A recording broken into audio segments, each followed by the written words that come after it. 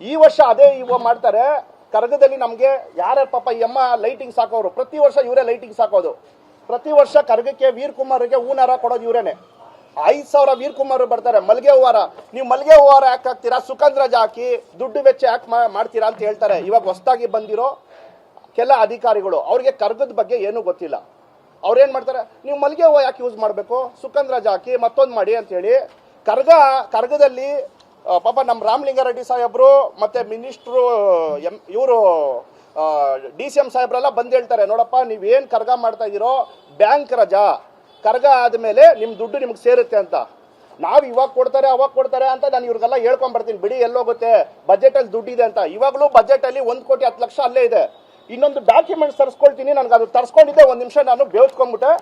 6 ಜನ ಅಧಿಕಾರಿಗಳನ್ನ ರೆಡಿ ಮಾಡಿ 40 ಲಕ್ಷದಲ್ಲಿ ವಿಜೃಂಭಣೆ ಕರ್ಗ ಮಾಡಿದ್ದೀರಿ ಅಂತ ಡಾಕ್ಯುಮೆಂಟ್ಸ್ ಸೃಷ್ಟಿ ಮಾಡಿದ್ದಾರೆ ಈ ಮುಜರಾಯಿ ಅವರು ಪಾಪ. ಆದ್ರೆ ಈ 40 ಲಕ್ಷದಲ್ಲಿ ಯಾರಿಗೂ ದುಡ್ಡು ಕೊಟ್ಟಿಲ್ಲ. ಕರ್ಗ ಮಾಡಿದವ್ರಿಗೆ ಯಾರು ಲೈಟಿಂಗ್ಸ್ ಹಾಕಿದ್ರು, ನೀವು ನನ್ನೇನು ಕೇಳ್ತೀರಾ, ಟೆಂಡರ್ ಕ್ರಿಯೇಟ್ ಮಾಡ್ಕೊಂಡಿದ್ದಾರೆ, ಟೆಂಡರ್ ಅವ್ರನ್ನ ಕೇಳಿ ಅಂತಾರೆ. ಪಾಪ ಲೈಟಿಂಗ್ಸ್ ಹಾಕಿರೋದು ಈ ಅಮ್ಮ, ಇನ್ನೊಬ್ಬ ಯಾರೋ ನಾನು ಲೈಟಿಂಗ್ಸ್ ಹಾಕಿದೆ ಅಂತಾರೆ. ಪ್ರತಿ ವರ್ಷ ಈ ಅಮ್ಮ ನಾನು ಇವಾಗ ನೀವು ದುಡ್ಡು ಕೊಟ್ಟಿನ ನಾನು ಸೂಸೈಡ್ ಮಾಡ್ಕೊಂಡ್ಬಿಡ್ತೀನಿ ಅಂತಾರೆ. ಎಲ್ಲಿ ಯಾವ ಮಟ್ಟಕ್ಕೆ ಹೋಯ್ತಿದ್ದು. ಮತ್ತೆ ಹೂನಾರ ಕೊಡ್ತಾರೆ ಇವ್ರು ಹೇಳ್ತಾರೆ ಚಕ್ಕಲ್ಲೇ ಎಲ್ಲ ಮಾಡಬೇಕು ಅಂತ. ಇವ್ರನ್ನ ಕರೆದು 8 ಲಕ್ಷ ಕ್ಯಾಶ್ ಕೊಟ್ಟಿದ್ದಾರೆ ಮುಜರಾಯವರು. 8 ಲಕ್ಷ ಕ್ಯಾಶ್ ಕೊಟ್ಬಿಟ್ಟು ಇದನ್ನ ಎಲ್ಲೂ ಹೇಳ್ಬೇಡಿ, ಇವ್ರದ್ದು 29 ಲಕ್ಷ ಬಿಲ್ಲು, ಮಲ್ಲಿಗೆ ಹೂವು ಹಾರ ಮತ್ತೆ ಈ ಆರತಿ ದೀಪ ಎಲ್ಲ ಕೊಟ್ಟಿರೋದು ಇವ್ರದ್ದು ಬಿಲ್ ಇಲ್ಲಿದೆ. ಇವ್ರನ್ನ 8 ಲಕ್ಷ ಕೊಟ್ಬಿಟ್ಟು ನಾನು ದುಡ್ಡು ಕೊಟ್ಟೆ ಅಂತ ಎಲ್ಲೂ ಹೇಳ್ಬೇಡಿ, ನೀವು ಇದನ್ನ ಇಟ್ಕೊಳ್ಳಿ ಆಮೇಲೆ ಹೇಳ್ತೀನಿ ಅಂತಾರೆ. ಇನ್ನ 8 ಲಕ್ಷ ಕೊಟ್ಟು ಇನ್ನ 32 ಲಕ್ಷನ ಅಧಿಕಾರಿಗಳು ತಿಂದಿದ್ದಾರೆ. ಇದು ಭಾರಿ ದೊಡ್ಡ ಮಟ್ಟದಲ್ಲಿ ಮಾಡ್ತಾ ಇದ್ದಾರೆ. ಯಾಕೆ ಹಿಂದೂ ದೇವಸ್ಥಾನಗಳ ಮೇಲೆ ನಿಮ್ಗೆ ಟಾರ್ಗೆಟ್ ಇಷ್ಟೇ ನಾವು ಕೇಳೋದು. ನೋಡಿ, ಇವತ್ತಿಗೆ ನಮ್ಮ ರಾಮಲಿಂಗಾರೆಡ್ಡಿ ಸಾಹೇಬರು ನಮ್ಗೆ ಯಾವುದೇ ತರ ತೊಂದರೆ ಕೊಡ್ತಾ ಇಲ್ಲ. ಮುಜರಾಯಿ ಮಿನಿಸ್ಟ್ರು ನಮ್ಮ ಪರವಾಗಿ ನಿಂತಿದ್ದಾರೆ. ಪ್ರತಿಯೊಂದಕ್ಕೂ ಅವ್ರು ಇದು ಮಾಡ್ತಾರೆ. ಅವ್ರಿಗೆ 108 ಈ ಕಡೆ ಸಾರಿಗೆದು ಅವರೇ ಒಪ್ಕೊಂಡಿದ್ದಾರೆ, ದೇವಸ್ಥಾನದ್ದು ಅವರೇ ಒಪ್ಕೊಂಡಿದ್ದಾರೆ. ಎರಡೂ ನಿಭಾಯಿಸೋದು ಪ್ರತಿಯೊಂದು ಒಬ್ಬರೇ ನೋಡೋದು ಕಷ್ಟ ಆಗ್ಬೋದು. ಆದ್ರೆ ಇಲ್ಲಿ ಅವ್ರ ಗಮನಕ್ಕೆ ನಾನು ತರೋದು ಒಂದೇ, ಮುಜರಾಯಿಯಲ್ಲಿ ಭಾರಿ ದೊಡ್ಡ ಮಟ್ಟದಲ್ಲಿ ಅವ್ಯವಹಾರ ಆಗ್ತಾ ಇದೆ. ಮತ್ತೆ ನಿಮ್ಗೆಲ್ಲ ಆಡಿಯೋ ಕೊಡ್ತೀನಿ. ಏನ್ ಆಡಿಯೋ, 10 ಲಕ್ಷಕ್ಕೆ ನಾವು ದುಡ್ಡು ರಿಲೀಸ್ ಮಾಡ್ಬೇಕಂದ್ರೆ 2 ಲಕ್ಷ ಕೊಡಬೇಕು ಅಂತಾರೆ. ತಹಸೀಲ್ದಾರ್ ಓಪನ್ ಆಗಿ ಕೇಳ್ತಾರೆ, ಇಒ ಓಪನ್ ಆಗಿ ಕೇಳ್ತಾರೆ, ಪ್ರತಿ ಒಂದು ಆಡಿಯೋನು ಇದೆ, ಓಪನ್ ಆಗಿ ಕೇಳ್ತಾರೆ 10 ಲಕ್ಷಕ್ಕೆ 2 ಲಕ್ಷ ಕೊಡಬೇಕು. ಇಲ್ಲಾಂದ್ರೆ ನಮಗೆ ಗೊತ್ತು ಕಾನೂನು ರೀತಿ ನಾವ್ ಏನ್ ಮಾಡ್ಬೇಕು.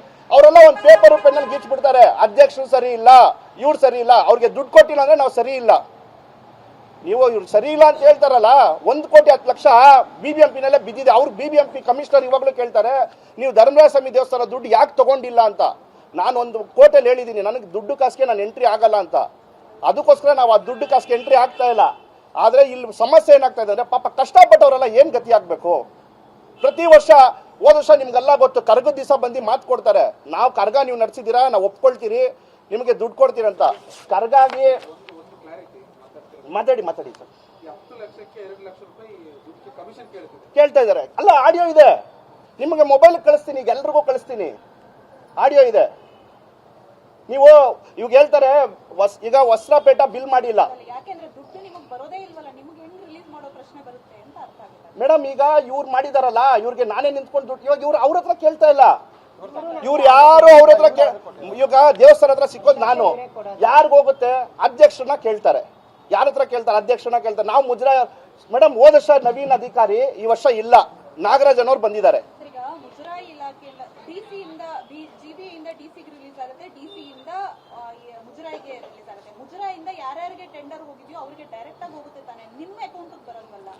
ಇವಾಗ ನೀವು ಒಳ್ಳೆ ಪಾಯಿಂಟ್ ಕೇಳಿದ್ರಿ. ನಮ್ಮ ಅಕೌಂಟ್ ಬರಲ್ಲ. ಟೆಂಡರ್ ಮಾಡಿದವರು ಯಾವಾಗ ಮಾಡಬೇಕಾಗಿತ್ತು? ಕರ್ಗಕ್ಕೆ 2 ತಿಂಗಳು ಮುಂಚೆ ಟೆಂಡರ್ ಮಾಡಬೇಕಾಗಿತ್ತು. ಕರ್ಗ ಆದ್ಮೇಲೆ ಟೆಂಡರ್ ಮಾಡ್ತಾರಾ? ಮತ್ತೆ ಆಯ್ತು, ಟೆಂಡರ್ನ ಇವ್ರು ಕ್ರಿಯೇಟ್ ಮಾಡಿದ್ರು, ಇವ್ರಿಗೆ ಯಾವಾಗ ದುಡ್ಡು ಕೊಡ್ಬೇಕಾಗಿತ್ತು? ಲೈಟಿಂಗ್ಸ್ ಅವ್ರಿಗೆ, ಹೂವಾದವ್ರಿಗೆ ಯಾವಾಗ ದುಡ್ಡು ಕೊಡ್ಬೇಕಾಗಿತ್ತು? ಮತ್ತೆ 1 ಕೋಟಿ 1 ವರ್ಷದ ಮುಂಚೆ 1 ಕೋಟಿ ಬಿಲ್ ಮಾಡಿರೋ ಅದೇ ಅಧಿಕಾರಿ ನೆಕ್ಸ್ಟ್ ವರ್ಷ 40 ಲಕ್ಷಕ್ಕೆ ಮಾಡ್ತಾರಂದ್ರೆ 60 ಲಕ್ಷ ಕಮಿಷನ್ ಆರೋಪದ ಹೇಳ್ತೀನಿ. ಅವರು ಪ್ರತಿ ಒಂದು ನೋಡಿ, ಈ ಸಲ ಈ ಬಿಲ್ ಮಾಡಿದಾರಲ್ಲ, ಕ್ರಿಯೇಟ್ ಮಾಡಿದಾರಲ್ಲ, ನಿಮ್ಗೆ ಫ್ರೂಟ್ಸ್ ಯಾರು ಕೊಡಕ್ ಹೇಳಿದ್ದು? ದೇವಸ್ಥಾನ ಮುಂದೆ ನಾವು ಭಕ್ತಾದಿಗಳಿಗೆ ಫ್ರೂಟ್ಸ್ ಕೊಟ್ರಿ. ನಮ್ಗೇನಂದ್ರು, ಸರ್ಕಾರ ಒಂದ್ ಮಾತು ಹೇಳ್ತು, ನಿಮ್ಗೆ ಇನ್ನ 2 ಕೋಟಿ ಕೊಡ್ತೀರಿ ವಿಜೃಂಭಣೆಯಿಂದ ಮಾಡಿ ಅಂತ. ಆರತಿ ದೀಪಗಳು ಫ್ರೀ ಕೊಟ್ರಿ, ವಸ್ತ್ರಪೇಟ ಫ್ರೀ ಕೊಟ್ರಿ, ಫ್ರೂಟ್ಸ್ ಫ್ರೀ ಕೊಟ್ರಿ ದೇವಸ್ಥಾನದಿಂದ. ಆದ್ಮೇಲೆ ಕರ್ಗ ಆದ್ಮೇಲೆ ಹೇಳ್ತಾರೆ ದುಡ್ಡು ವೆಚ್ಚ ನಿಮ್ಮನ್ನ ಯಾರು ಮಾಡಕ್ ಹೇಳಿದ್ದು, ಇದನ್ನೆಲ್ಲ ಯಾರು ಕೊಡಕ್ ಹೇಳಿದ್ದು, ಇದಕ್ಕೆ ನಾವು ದುಡ್ಡು ಕೊಡಲ್ಲ ಅಂತ ಹೇಳ್ತಾರೆ. ಆದ್ರೆ ಹೋದ ವರ್ಷ ಅದೇ ಇಒನೇ ಹೋದ ವರ್ಷ ಅದಕ್ಕೆ ದುಡ್ಡು ಕೊಟ್ಟಿದ್ದಾರೆ. ಈ ವರ್ಷ ಅದೆಲ್ಲ ಯಾವ್ದು ಬಿಲ್ಲಲ್ಲಿ ಸೇರಿಸಿಲ್ಲ. ವೀರ್ ಕುಮಾರ್ ಇವರು ನಮ್ಗೆ ವೀರ್ ಕುಮಾರ್ 5,000 ಜನ ಬರೋದು. ಒಂದ್ ಮಲ್ಗೆ ಹೂವ ನೀವ್ ಹೇಳಿ ಸ್ವಾಮಿ, 100 ರೂಪಾಯಿ ಕಮ್ಮಿ ಒಂದ್ ಮಲ್ಗೆ ಹೂವಾರ ಸಿಕ್ಕುತ್ತಾ? ಇವ್ರಿಗೆ ಕಂಪ್ಲೀಟ್ ಬಿಲ್ ಹಾಕಿರೋದು ಎಷ್ಟು ಗೊತ್ತಾ? 6 ಲಕ್ಷ ರೂಪಾಯಿ. 10 ದಿವಸ ಮಲ್ಗೆ ಹೂವ ಸೇಲಂ ಇಂದ ತರಿಸೋದು. ನೀನ್ ಸೇಲಂ ಇಂದ ಯಾಕೆ ತರಿಸ್ತೀಯಾ? ನೀನು ಇದು ಸುಖಂದ್ರಾಜ್ ಹಾಕು ಹೂನಾರ ಅಂತಾರೆ. ದುಡ್ಡು ವೆಚ್ಚ ಮಾಡಬಾರ್ದು ಅಂತಾರಲ್ಲ ಸ್ವಾಮಿ ಇವರು. 40 ಲಕ್ಷದಲ್ಲಿ ಕರ್ಗ ಮಾಡಿದೀರ ಅಂತಾರಲ್ಲ. ಬಜೆಟ್ ಅಲ್ಲಿ ಯಾಕೆ 1.5 ಕೋಟಿ, ವಿಶ್ವವಿಖ್ಯಾತ ಬೆಂಗಳೂರು ಕರ್ಗಕ್ಕೆ 1.5 ಕೋಟಿ ಅಂತ ಯಾಕೆ ಇವರು ಮೆಚ್ಚುಗೆ ತೋರಿಸ್ಕೊಳ್ತಾರೆ? 40 ಲಕ್ಷದಲ್ಲಿ ಕರ್ಗ ಮುಗಿಸ್ಬೋದು ಅಂತ ಮಾಡಿ, ಪರವಾಗಿಲ್ಲ. ಇವ್ರಿಗೆಲ್ಲ ನಾನು ದುಡ್ಡು ಕೊಡ್ತೀನಿ. ಪ್ರತಿ ವರ್ಷ ಈಗ 40 ಲಕ್ಷದಲ್ಲೇ ಕರ್ಗ ಮಾಡಿ. ಯಾರು ದುಡ್ಡು ವೆಚ್ಚ ಮಾಡಬೇಡಿ ಅಂತ ಹೇಳ್ತೀರಲ್ಲ, 40 ಲಕ್ಷದ ಮೇಲೆ ನೀವು ಕರ್ಗ ಮಾಡಬೇಡಿ ಹೇಳ್ತೀನಿ. ಯಾಕೆ ಸುಮ್ಮನೆ ಬಜೆಟ್ ಅಲ್ಲಿ ಇಟ್ಬಿಟ್ಟು ಜನಾಂಗ ಕಲರ್ ಆಗ್ಬೇಕು? ನಮ್ ಜನಾಂಗಕ್ಕೆ ಒಂದು ಮೆಸೇಜ್ ಹೇಳ್ತೀನಿ. ಇವ್ರು ಯಾವ ವರ್ಷನೂ 1.5 ಕೋಟಿ ಬಜೆಟ್ ಅಲ್ಲಿ 1.5 ಕೋಟಿ ಕರ್ಗ ಕೇಳ್ತಾರಲ್ಲ, ಕೊಡ್ತಾ ಇಲ್ಲ.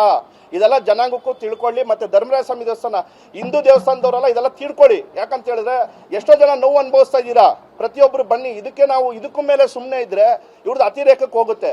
ನಾನು ಹೇಳ್ತೀನಿ ಇವಾಗ್ಲೂ, ನಾವು ಚರ್ಚ್ ಆಗ್ಲಿ ಮಸೀದಿ ಆಗ್ಲಿ ಪ್ರತಿಯೊಬ್ರು ಅಣ್ಣ ತಮ್ಮಂದಿರ ತರ ಇದೀರಿ. ಇಲ್ಲಿಂದ ನಾವು ದರ್ಗಾಗೆ ಕರ್ಗ ಹೋಗುತ್ತೆ. ನಾವು ಅಣ್ಣ ತಮ್ಮಂದಿರ ತರ ಇದೀರಿ ಮುಸ್ಲಿಮ್ಸ್ ಅವರು. ನಾವು ನಿಮ್ಗೆ ತಾಕತ್ತಿದ್ರೆ ಇಲ್ಲಿ ಉಂಡಿ ದುಡ್ಡು ತಗೊಂಡೋಗ್ತಿರಲ್ಲ, ಮುಜರಾಯಿಂದ ಧರ್ಮರಾಯ ಸ್ವಾಮಿ ದೇವಸ್ಥಾನ ಆಗ್ಲಿ ಯಾವುದೇ ಹಿಂದೂ ದೇವಸ್ಥಾನ ಇಂದಾಗ್ಲಿ, ನೀವು ಚರ್ಚು ಮಸೀದಿನಲ್ಲಿ ಉಂಡಿ ದುಡ್ಡು ಕೇಳಿ ನೋಡೋಣ, ಕೇಳಿ.